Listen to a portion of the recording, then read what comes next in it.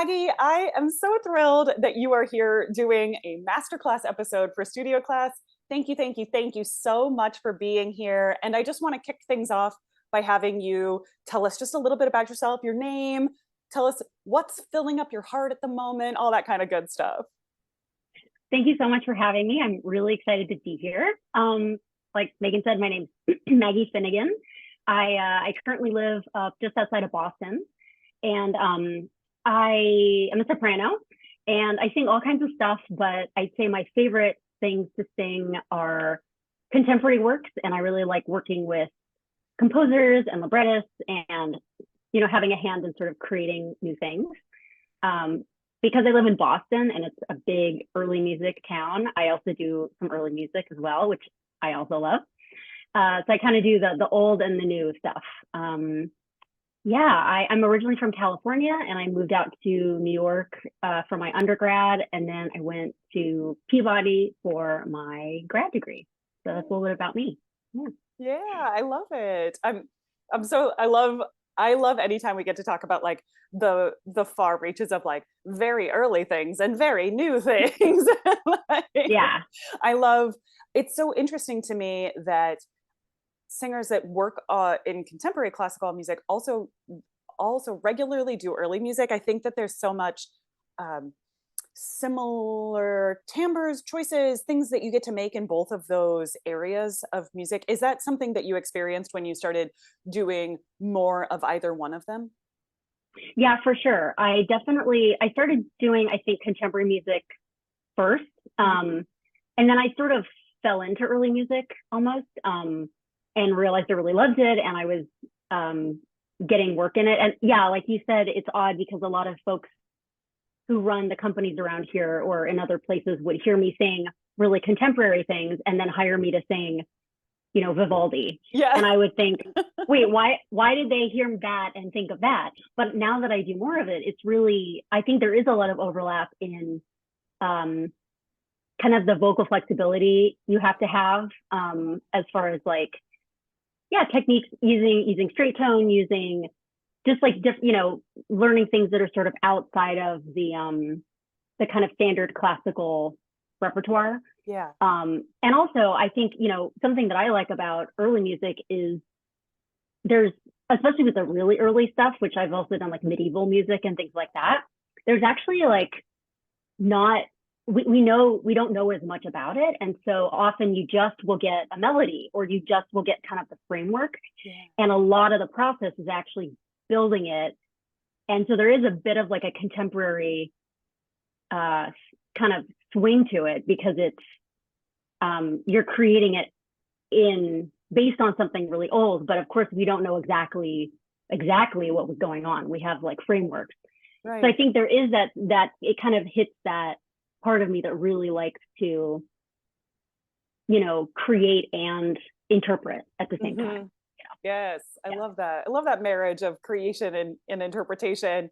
And obviously, I think in new music, we get a lot of space usually. And it's like, we do collaborate with composers. And so we're trying to achieve their vision. But usually that collaboration is such that we as interpreters get a lot more space, I think, than sometimes even in our more traditional classical rep, quote unquote classical, like the genre, like the specific time period of classical.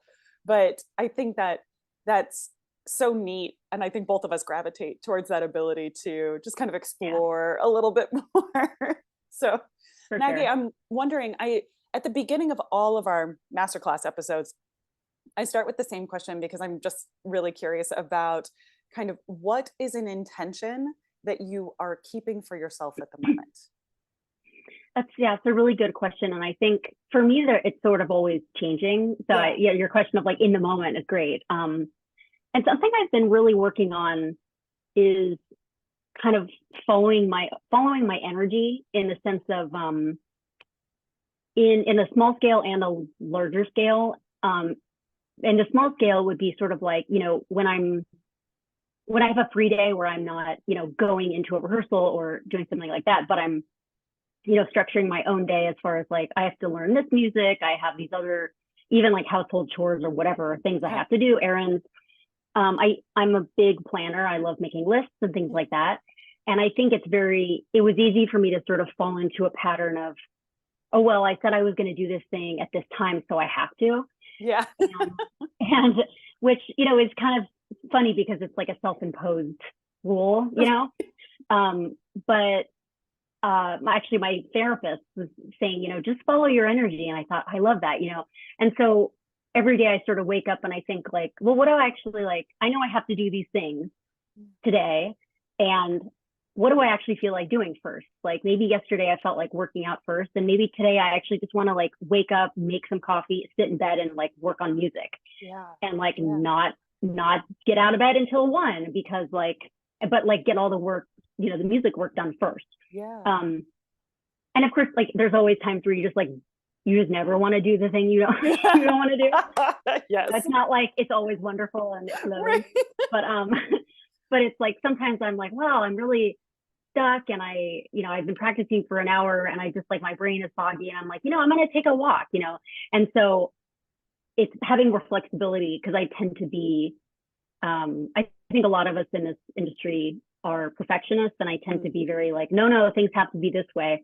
So giving way to more of like, what am I actually like feeling that I need right now energetically, you know? And then on a larger scale, feeling that as far as, you know, what kind of jobs I take and why I take them. And, you know, we can't always not every job is the dream job, of course, you know, so it's okay to take jobs for different reasons and just be honest about why that's happening and not feeling like, you know, oh God, why do I have to do this? Or, I wish every job was this job or whatever, you know? Right. Yeah. So I think following my energy, I'm trying to bring that into like kind of every facet these days. So. I love that. I'm wondering, I think that we feel kind of like this balance between routine, you know, being able to take decisions off our plate by following a routine, but then also where is the balance with like listening to your body, because so much of what we do requires us to be really, really in tune with our body and our energy levels, and that kind of intuitive nature is finding that balance between routine and also following your energy. Is that something that you've been navigating as you're trying, like, you know, kind of living into this intention? Absolutely. Yeah. I think for me it's really about just following, you know, writing things I have to do. And even, you know, as a kind of rule follower, it's very hard for me to like say, you know, I didn't get to this thing today, or I don't think this is going to work. Cause like you said, what we do is very physical too, mental and physical. And depending, like some days are more for me study days where I'm like plunking notes and just like memorizing things. And some days it's like, okay, now I'm going to get up and like sing it. And that's a very different experience. And some days are better for, you know, for one and not the other. And and so being able to say like, you know, like today is not actually the day for that. I'm going to put it on my thing for tomorrow. It was like it's a hard thing for me to do still, but to trust that, you know, it will all get done. And it's actually, you know, in my experience, a lot of times if I kind of force myself to do something, it's not super productive anyway, you know, or I could have done it in half the time or whatever the next day.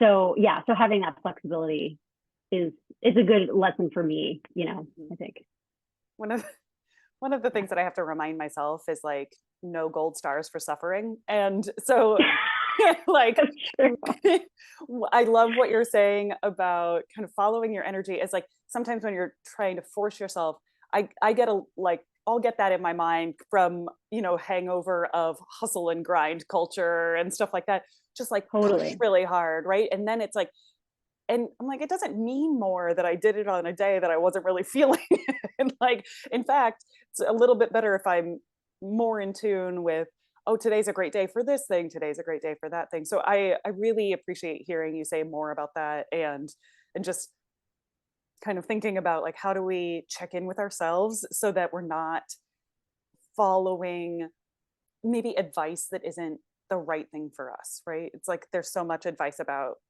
structure, routine, and also just like push in a lot of ways, that especially when it comes to like learning a lot of music or like doing all the gigs or all of those things, that I really love coming back and saying, like, check in with yourself and follow your energy levels. And I think that's a necessary part of that conversation, and realizing that there's balance between, pushing yourself to try something new or like go outside your comfort zone, but also just like in your day to day, follow your energy so that you can do the things that you want to do. Right. So I really appreciate Yeah. you're bringing that to this conversation.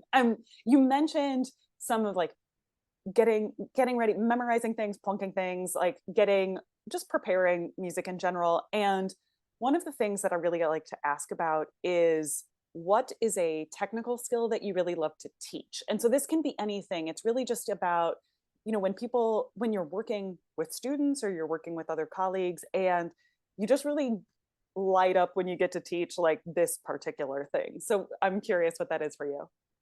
Yeah. So one of the things that I learned that was really that changed everything a lot for me, because I feel like I like to call myself like a theater kid at heart, because I feel like I was always singing and music was always part of my life. Yeah. But I think what really draws me in and kind of hooked me into the whole industry was the sense of character and the sense of theater and drama, and that like creating a different world, and like and so for me, getting older, and I still do a lot of opera, but like a lot of times I'm on a recital stage or a concert stage, or and for me it's important, if I'm gonna have fun and like really get into it, to still have that clear sense of where am I, who am I, like all the like, all the backstory of the character, even if it's an art song, right?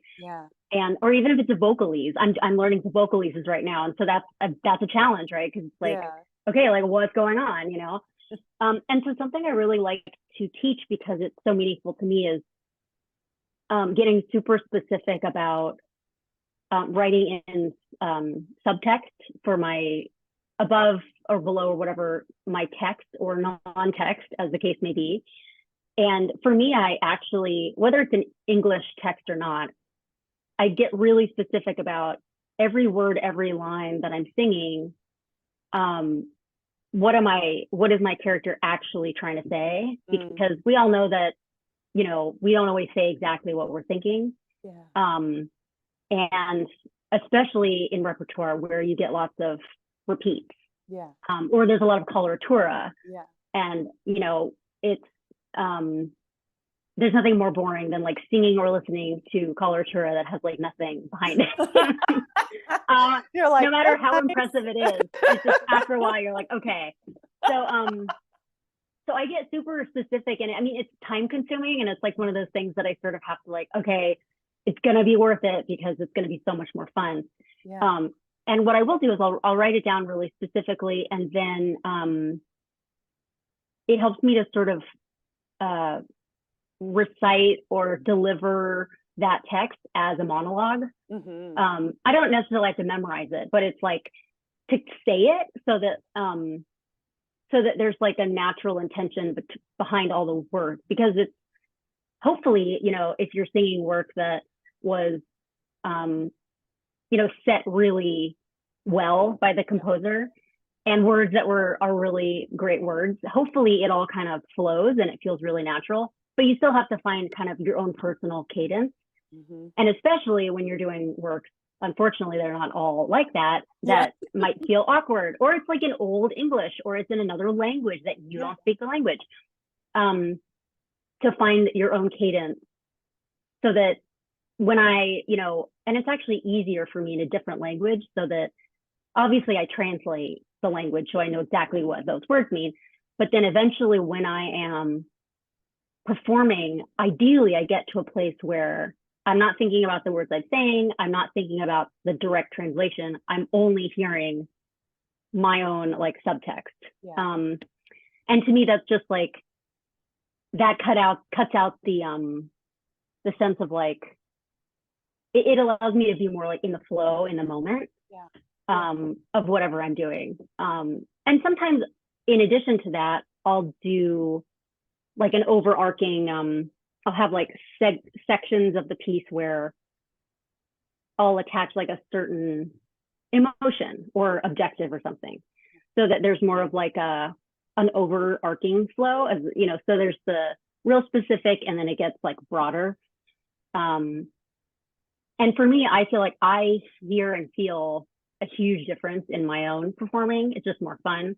Yeah. And I notice it in other folks when I talk to people about doing that. And it's just much more internalized. So I find that character work like super rewarding, you know, time consuming, but rewarding. Yes. Yeah. Well, and that's honestly one of my favorite things about watching you perform, is that you're so fascinating and interesting on stage. You're never boring, and it's just so great. Like and I'm curious that I think sometimes we have a really good concept of our subtext.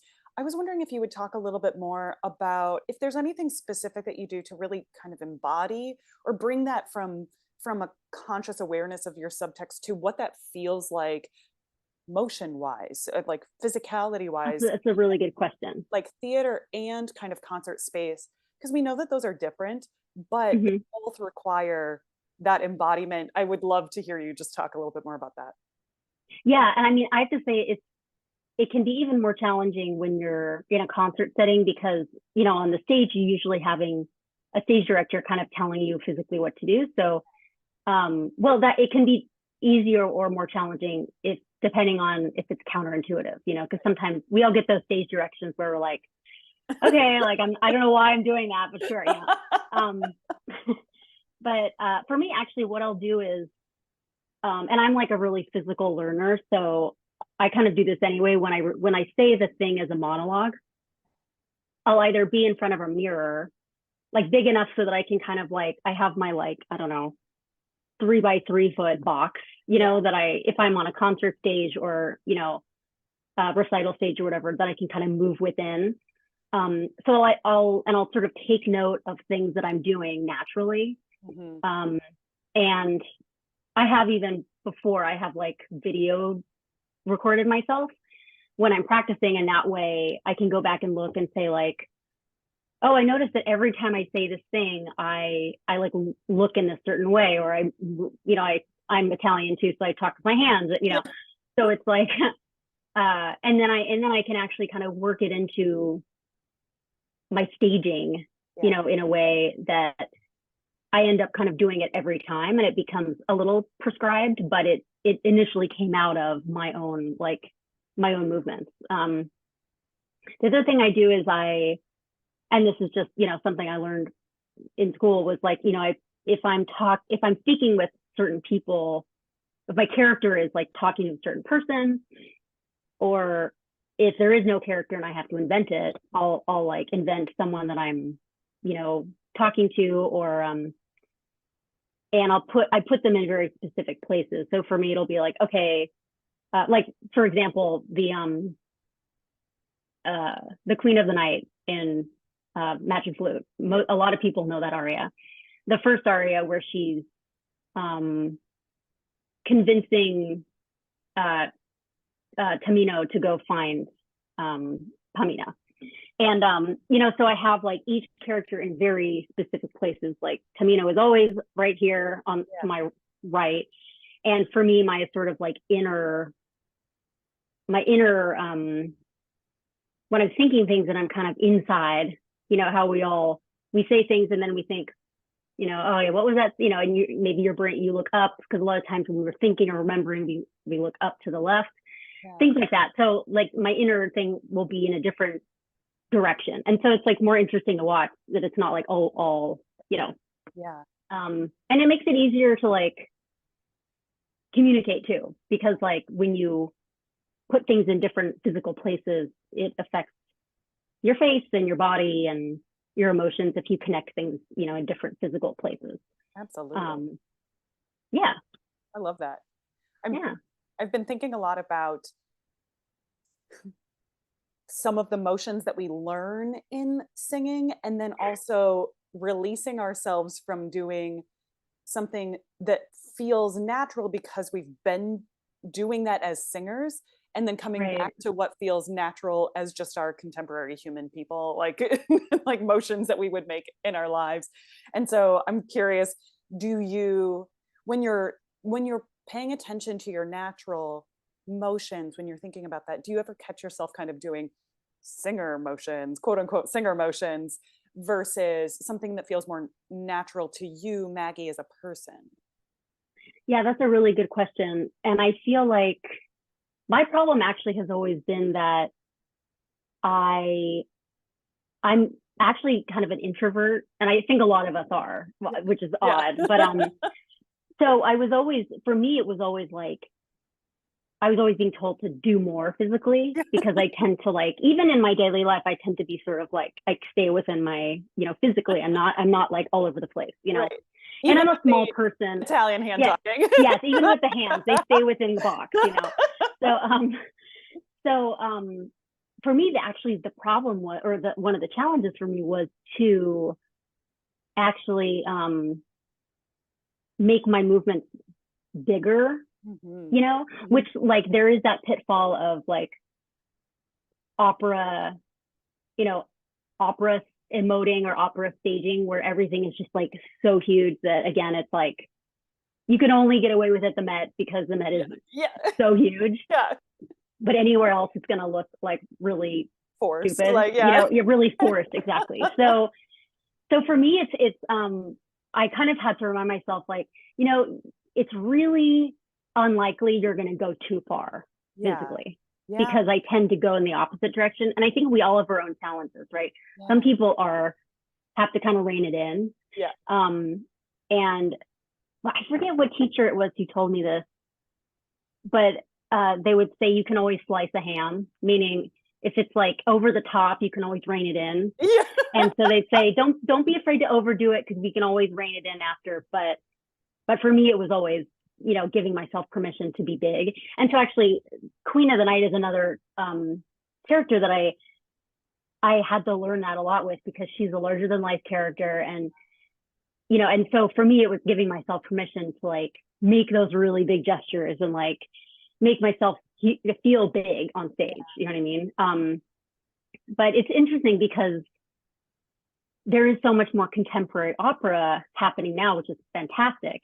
And so I think that's a big challenge for singers who traditionally worked more in the kind of old school. I mean, it's not around as much as it was, like in the beginning of like contemporary opera, but or I guess 20th century opera. But yeah, a lot of it is becoming more natural and more, like, and even with, I think a lot about the Met and how they, they started their HD series. And so a lot of it's actually like acting for the stage and acting for the camera. And it's like this dual thing, which, like, that sounds like a total juggling act. Absolutely. Especially as you're for that size of the space, where you're like, those are two different things for sure, is acting all the way to the back of that hall versus, like, also the camera that's like up into your, like, face. Up your nose. Exactly.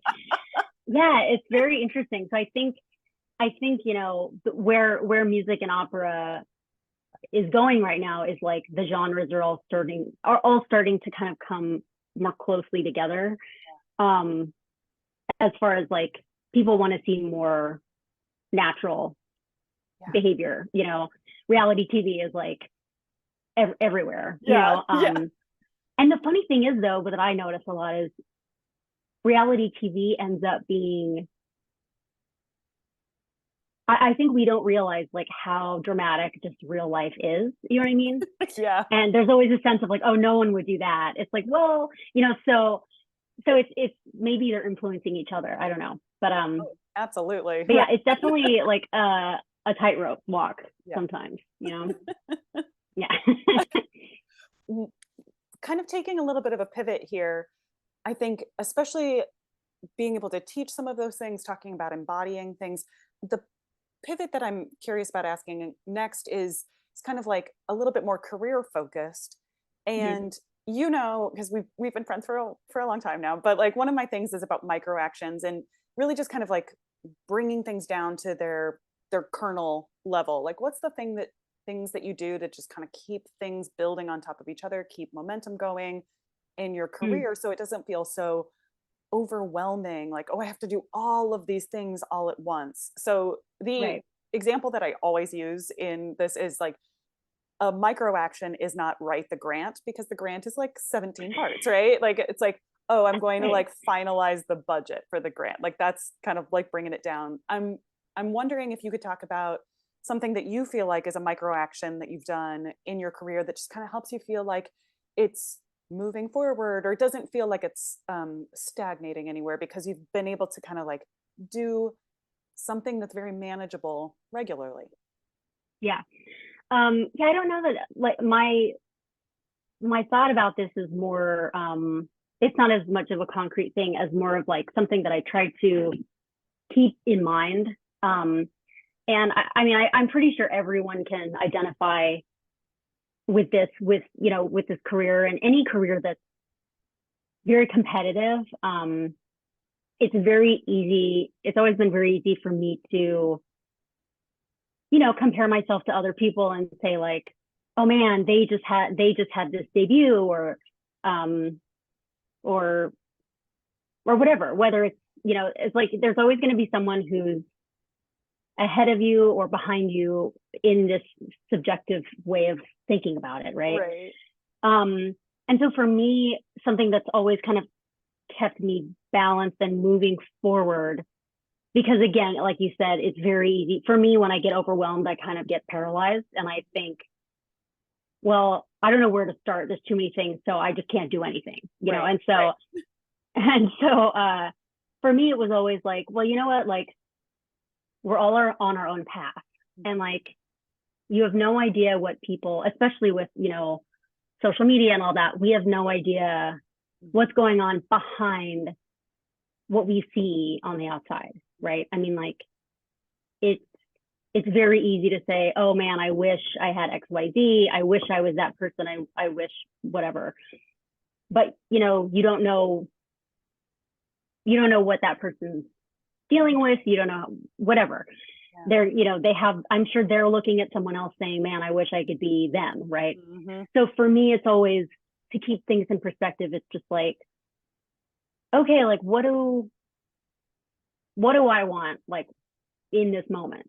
What's one thing I can do right now, or, in the right now meaning like next project or next step in a project, that will move me towards being the kind of artist I want to be.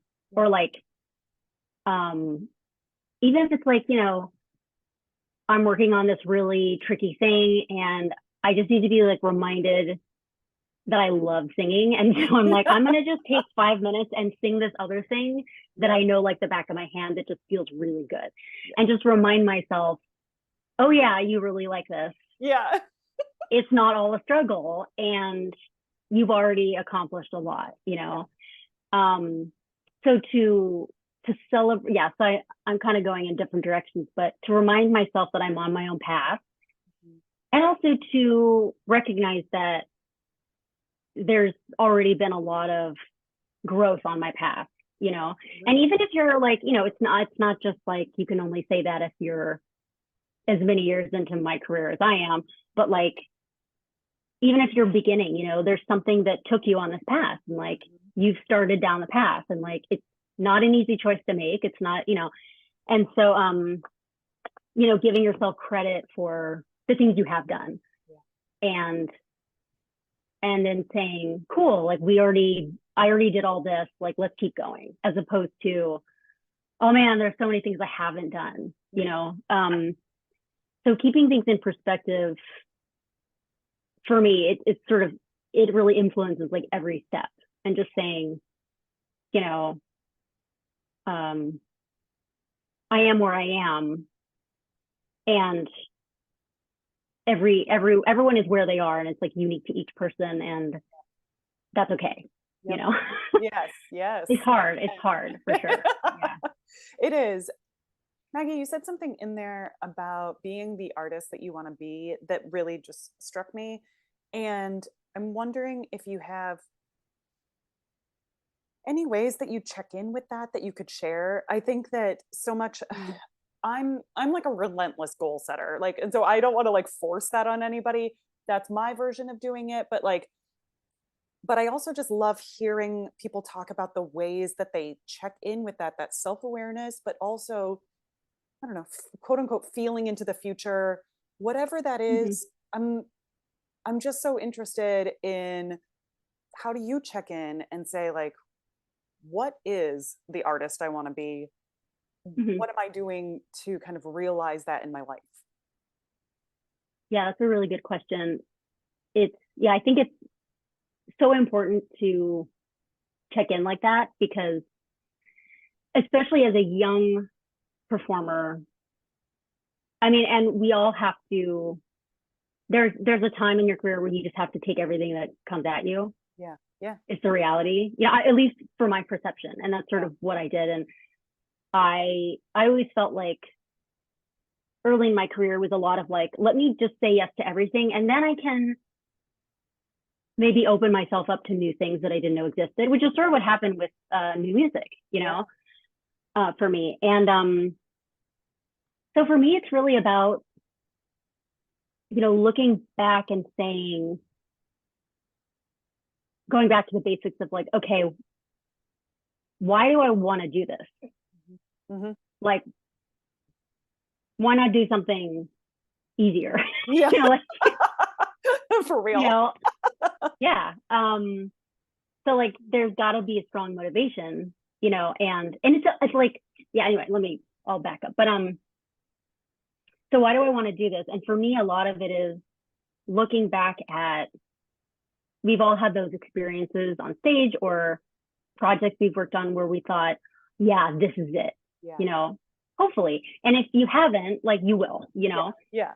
And then for me, thinking about that specific experience and trying to distill what was it about that gave me that feeling. Mm-hmm. And then trying to assemble those pieces again. Like maybe it was, like for me, a lot of it is like, that was amazing because, man, I really felt like that team was so gelled, and I really felt like I could be totally comfortable and explore with that group of people and not feel judged or like I had to like deliver anything, but it was very much just like this total learning experience with all of us, and so then it's like, okay, cool. So I'm going to like reach out to a few people and say like, hey, do you like want to do something? It doesn't really matter what, let's just do something. Right. And so, and a lot of times, because over the years, you meet so many amazing folks that I've kind of collected these people where I know like whatever we do, it doesn't matter. It's going to be great, and so that's one of the things for me. And honestly, that's why I do a lot of the character work too, is because for me, it's so much about creating that sense of theater. Yeah. And so without that, it just kind of feels like I'm going through the motions, or it's like empty, Mm-hmm. Mm-hmm. And so, just, I think, looking back and distilling experiences into one or two elements that really were able to like deliver you what you needed. Yeah.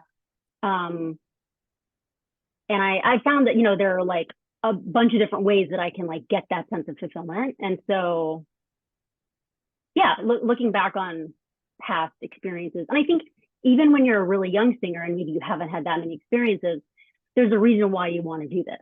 Yeah. Yeah. And thinking like, okay, why do I want to do this? Yep. Because when I was 10, I saw this show and I just got this feeling. Okay, cool.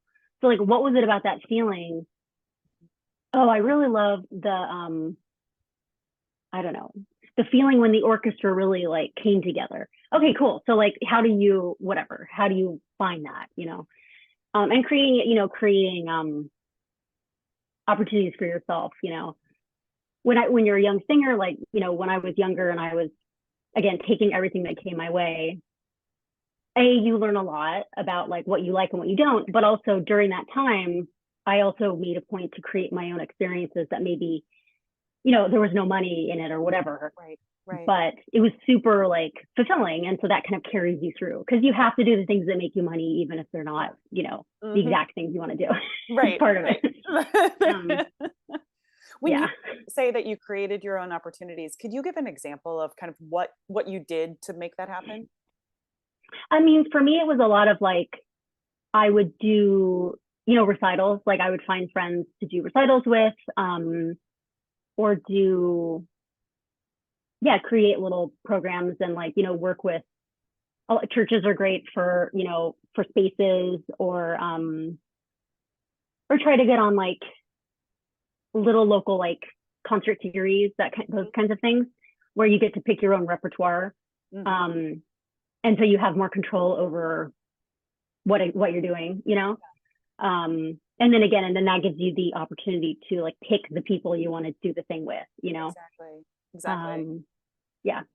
I love that. Because I think that we say create your own opportunities, and we say it that way because it can look like so many different things. But I always love just asking, like, what did that look like for you? What did you put together? And you brought up some really great points in there. It's like you get to pick the people you want to work with.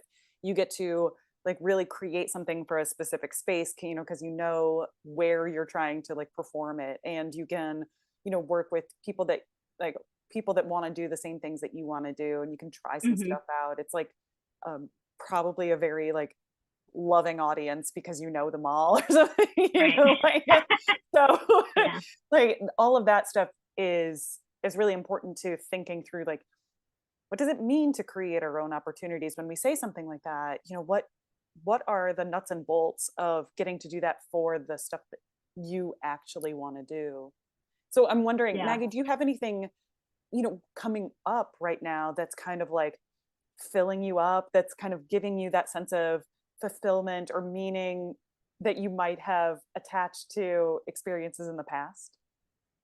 Yeah, I'm the music I'm working on right now, I have a bit of a space as far as, you know, like physically going and doing gigs, which is nice, which is really nice now and then to have that time. But I'm working on repertoire for my debut with the Brooklyn Art Song Society in New York. Congratulations. Which I'm really super stoked for. Yeah, I've been a huge fan of them for a long time, and so I'm going to be singing a few pieces on a one of their New Voices, part of the New Voices series in April. And so I'm working on the music that I'm working on is sort of I guess it would be described as sort of like avant-garde European. Yeah. And there's some stuff that's a little more contemporary. There's some Sarajevo on there, and but it's very like new music-y. Yeah. Yes. Like, we know. Yeah. And so it's some pieces are more challenging than others. So I'm having that that I'm going through that kind of mental cycle where it's so funny, as all the years I've been doing new music, it's like I still go through this period where I look at it and I'm like, oh God. And then I spend some time with it. I'm like, uh-oh. And then I spend like a few minutes with it. And I look and I'm like, oh, okay. And then I go back and I'm learning it and I'm like, uh-oh. Yeah. So it's like, but I've done it long enough that I know that like, I know, you know, there's no longer the fear of like, oh my God, can I do this? But it's just so funny how like, it's just kind of this magic thing, at least with music that's not like sight readable, basically, where there's this magic moment where you go from looking at it and it's just like makes no sense at all to it really can be like the next day, like you're working and it's like you just have to trust that it's going in, and then the next day you're like, oh, I get it, You're right. You know what I mean? It just makes sense. It's so funny. You're like, I've been doing this forever. Like, oh, yeah. it's there. Exactly. It's this like amazing brain thing that happens that I don't quite understand, but I have to trust is just there. But it's been really fun because sometimes I'm like, I don't know why I do this to myself, because it's so much hard work. And there's that, you know, like that emotional flip-flopping of like, this is so cool. Oh my God, why am I doing this to myself? You know? But for me, like I actually really do love the music. And so, I mean, if I didn't love it, it would be like pain for no reason, you know, but because I really love it and I know when I get it, it's going to be like so awesome. It's going to feel so good. And it's almost like, I think something I really like about learning trickier new music or trickier music in general is it feels sort of like you have a secret.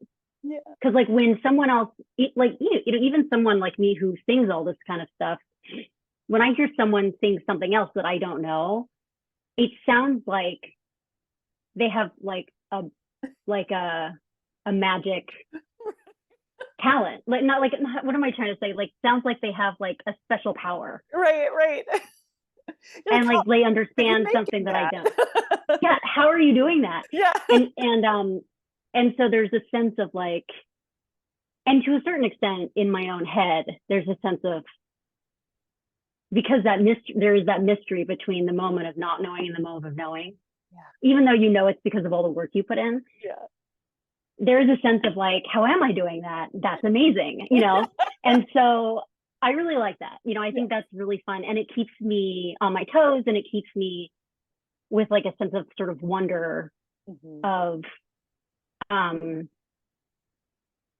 know, what humans can do and how things can go from scary and the unknown to the knowable, you know, but there's still a sense of mystery behind it. So for me, it's like keeping that sense of wonder going, which like part of me is like, I wish I had it like an easier way to achieve that feeling. But you know, this is, you know, I time and time again, I come back to it. And when I have the opportunity to program my own music, I do it to myself all over again. So it's like, you know, Maggie, you're like making me want to go practice right now. So I'm loving this. Okay. I'm gonna get my own sound bite. This is why I have these conversations, like that I just play for myself and be like, okay, dun, dun, dun, dun, dun, dun, dun, dun, dun, dun. Like, exactly. Oh my gosh. There's something, you know, because I'm such a stan for new music, obviously, I always like to have that conversation about new music's not going to hurt your voice. Like there's like so many ways to get into this. Would you talk a little bit about either how you came around or maybe some strategies that you use when you're approaching something that's super unfamiliar and you've never done it before? And I kind of think about the things that usually people get nervous about when they're approaching trickier scores or whatever is like trickier harmonic language or like melodic language, and then rhythms, and then also maybe specific timbres or you know, like extended techniques. Everything's a technique. It's not like, it's just, but I think those are the areas where people start to take a look at a score and they go, oh, that I can't do that. That's not for me. Right. Since we both have that experience of like digging in and there's the fact that we know it'll happen on the other side, but you don't quite know how it's going to happen. Some of the ways that you just kind of keep digging into it, just kind of keep uncovering those things. I'm so curious to hear. Yeah, for me, it's really about, I tend to, it's very easy to look at something and just want to kind of dive in all at once, you know, and like with some music you can, I would argue that like you never really should, with even if it's something that looks very simple, you know, but like follow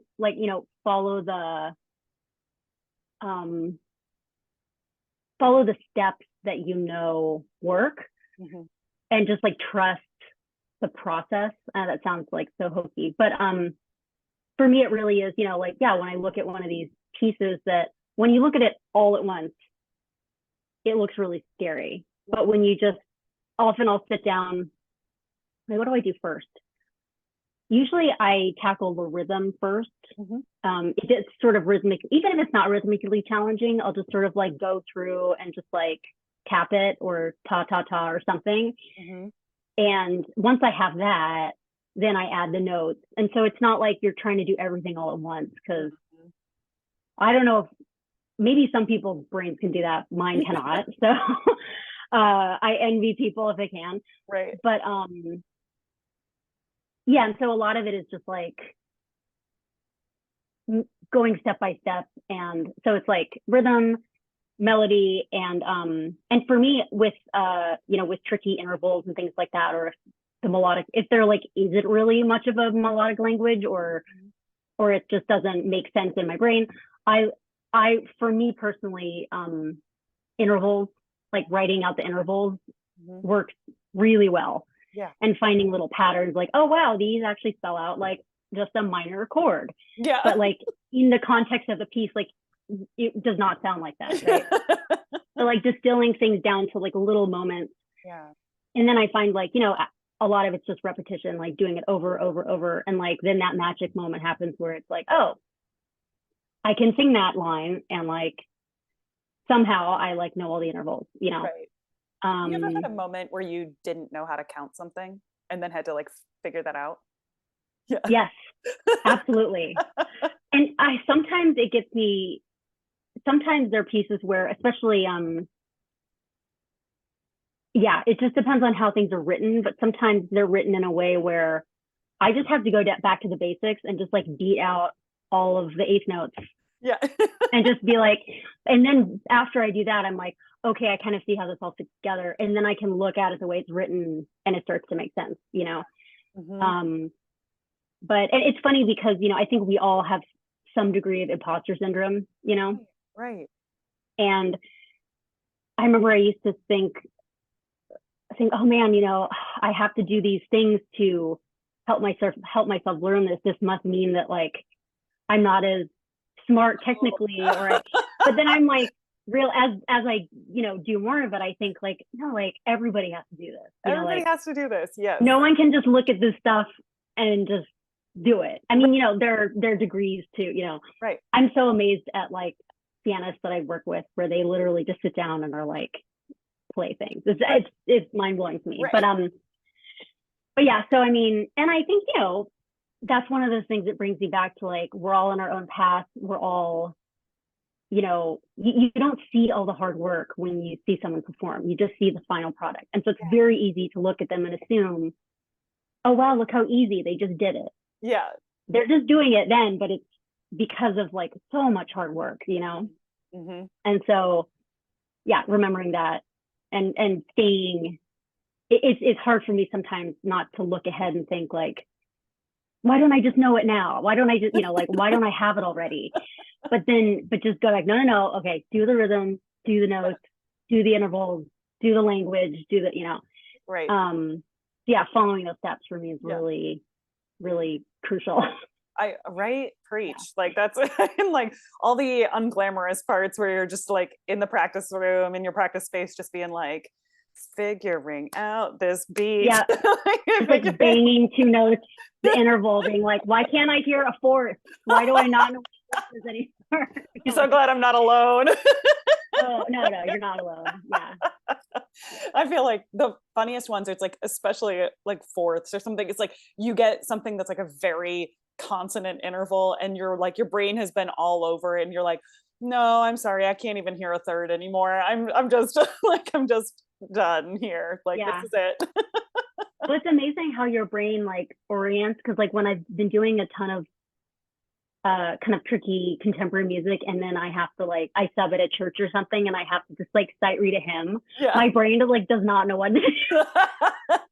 It's like, wait, what are these intervals? I haven't seen any of these like fourths or whatever, you know. It's so funny. And then after 5 minutes I'm like, my brain's like, oh, okay, we're doing this now. Okay, fine. But it's just so funny. I love that. Yeah. still laugh at myself. I've been talking a lot about, probably annoyingly so, curiosity, because I'm a big fan, right? And I honestly believe that curiosity is a superpower. I think it's how we like discover the world and really do our best to understand each other. And so I'm wondering, what's something that you're curious about right now? Well, it may seem off topic, but it's been, I've been working with a group called Queen's Voice Lab, which is out of Queens, New York.